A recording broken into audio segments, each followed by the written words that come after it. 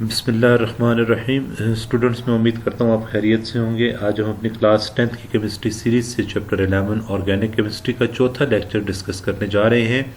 और आज के इस लेक्चर में हमारा टॉपिक ऑफ डिस्कशन होगा diversity and magnitude of organic compounds. Diversity को आप सिंपल वर्ड्स में अगर लें तो इसका मतलब होता है वैरायटी, और मैग्नीट्यूड का अगर हम सिंपल वर्ड्स में अगर हम इसको एक्सप्लेन करें तो ये होता है क्वांटिटी या नंबर। डाइवर्सिटी है यानी उनमें वैरायटी जो है वो, और मैग्नीट्यूड उनकी क्वांटिटी और उनका नंबर ज़्यादा होने का रीज़न क्या है। तो इन चीज़ों को आज के इस लेक्चर में हम डिस्कस करेंगे। स्टूडेंट्स, अगर हम बात करें तो आज के इस दौर में जो हमारे पास पीरियोडिक टेबल है उसमें 118 एलिमेंट्स हैं। कुछ लोग 126 कहते हैं, कुछ 118 कहते हैं। हमने इस डिस्कशन में नहीं पढ़ना। हम कहते हैं 118 एलिमेंट्स हैं या 126 एलिमेंट्स हैं। उनमें से 92 नेचुरली अकरिंग हैं, बाकी मैन मेड हैं, यानी हमने लेबॉर्ट्री में बनाए हैं। अब ये जितने भी एलिमेंट्स हैं इनमें से सिर्फ वाहिद कार्बन एक ऐसा एलिमेंट है जिसके बहुत ज़्यादा है। फॉर एग्जाम्पल कहते हैं कि जो ऑर्गेनिक कंपाउंड्स हैं, खाली जो कोवैलेंट कंपाउंड्स ऑफ कार्बन और हाइड्रोजन हैं, इनकी तादाद 10 मिलियन से ज़्यादा है, और 1 मिलियन 10 लाख के बराबर होता है। तो 10 मिलियन से ज़्यादा ऑर्गेनिक कंपाउंड्स इस दुनिया में एग्जिस्ट करते हैं। तो इतनी ज़्यादा तादाद में जो ऑर्गेनिक कंपाउंड एग्जिस्ट करते हैं, पाए जाते हैं, उनके पीछे रीज़न क्या है कि ये इतनी तादाद में क्यों पाए जाते हैं। तो हम इसको 4 पॉइंट्स में डिस्कस करेंगे। उसमें सबसे पहला पॉइंट है कैटिनेशन। स्टूडेंट्स, याद रखिएगा कार्बन जो है ये टेट्रावैलेंट एलिमेंट है। टेट्रावैलेंट का मतलब होता है कि कार्बन 4 बॉन्ड बनाने की सलाहियत रखता है। इसके वैलेंस शेल में 4 इलेक्ट्रॉन होते हैं और ये चारों यूटिलाइज करके बॉन्ड बनाता है। अब कार्बन अपने ही एटम के साथ सिंगल बॉन्ड भी बना सकता है, डबल बॉन्ड भी बना सकता है और ट्रिपल बॉन्ड भी बना सकता है। अब जब हम अल्केन्स को पढ़ते हैं तो उसमें carbon to carbon single bond है। जब हम अल्कीन्स को पढ़ते हैं उनमें carbon to carbon double bond पाया जाता है। जब हम अल्काइंस को पढ़ते हैं उनमें carbon to carbon triple bond पाया जाता है। इसके अलावा बाकी एटम्स के साथ भी ये डबल बॉन्ड भी सिंगल बॉन्ड तो बनाता ही है, डबल बॉन्ड और ट्रिपल बॉन्ड भी बनाने की एबिलिटी रखता है। तो अब अपने ही एटम के साथ सिंगल डबल कोवैलेंट बॉन्ड के जरिए अटैच होके ये जुड़ के कार्बन लॉन्ग चेन्स बनाता है, और इसके अलावा ये अपने ही एटम्स के साथ मिलके कॉम्प्लेक्स रिंग्स बनाता है। तो कार्बन जो है इसकी ये जो एबिलिटी है कि अपने ही एटम के साथ मिलके लॉन्ग चेन्स और लार्ज रिंग्स बनाना, ये कहलाती है कैटिनेशन। तो catenation is the one of the most important factor due to which there are greater number of organic compounds or the compounds of carbon। तो बहुत अहम वजह जो कार्बन के कंपाउंड्स की बहुत ज़्यादा तादाद में पाए जाने की है वो है कैटिनेशन। अब कोई भी एलिमेंट जब कैटिनेशन रखता है तो वो दो कंडीशंस को एग्जिबिट करता है, आपको 2 कंडीशंस बताता है। ये 2 कंडीशंस को फुलफिल करता है। उसमें पहली जो है वो ये है जी कि आपके पास कि एलिमेंट की जो वैलेंसी है वो 2 या इससे ज़्यादा होनी चाहिए, यानी एटम के वैलेंस शेल में जो इलेक्ट्रॉन्स हैं वो 2 या इससे ज़्यादा होने चाहिए।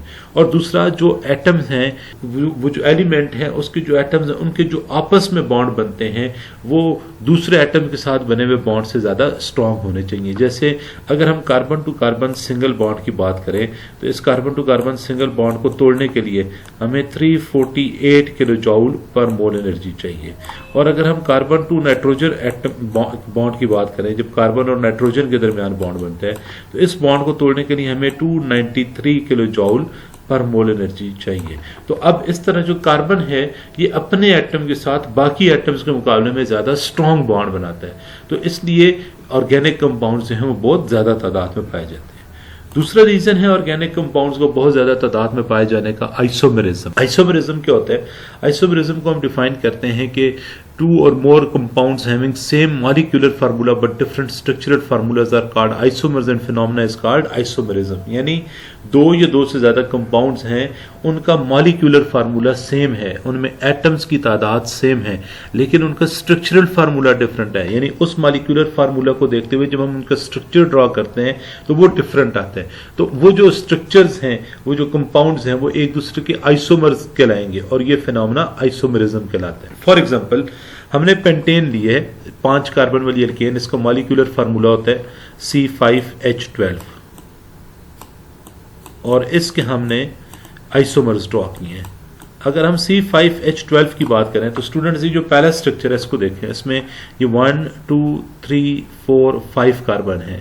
इस कार्बन के साथ 3 H लगे हुए हैं, तो ये 3, इसके साथ 2 लगे हैं 2, ये 3 और 2 7, ये 3 और 2 5, 5 और 2 7, 7 और 2 9, 9 और ये 3 12।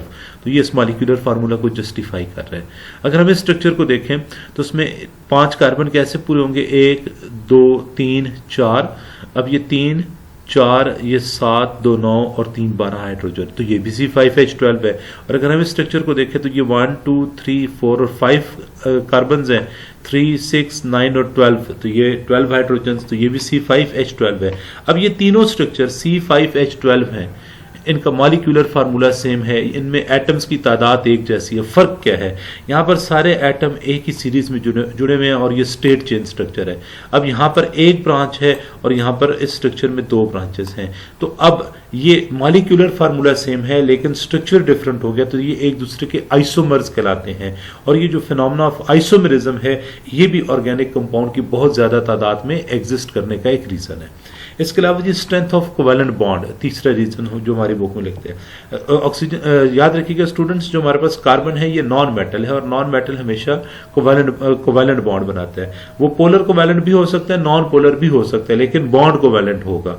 तो जो कार्बन है ये नॉन मेटल है और कोवेलेंट बॉन्ड बनाता है, तो इसका साइज छोटा होने की वजह से ये अपने ही एटम और बाकी एटम्स के साथ जो बॉन्ड बनाता है वो बड़े मजबूत होते हैं। उन बॉन्ड्स को तोड़ने के लिए हमें ज्यादा एनर्जी चाहिए होती है, तो ये भी रीजन है ऑर्गेनिक कंपाउंड्स को बहुत ज्यादा तादाद में पाए जाने का। और आखिरी पॉइंट मल्टीपल बॉन्डिंग है। हमने पहले कहा कि टेट्रावेलेंसी होती है 4 बॉन्ड बनाने की सलाहियत, तो कार्बन अपनी टेट्रावेलेंसी को सेटिस्फाई करने के लिए मल्टीपल बॉन्ड्स बनाता है। मल्टीपल बॉन्ड्स का मतलब है डबल और ट्रिपल बॉन्ड बनाते हैं।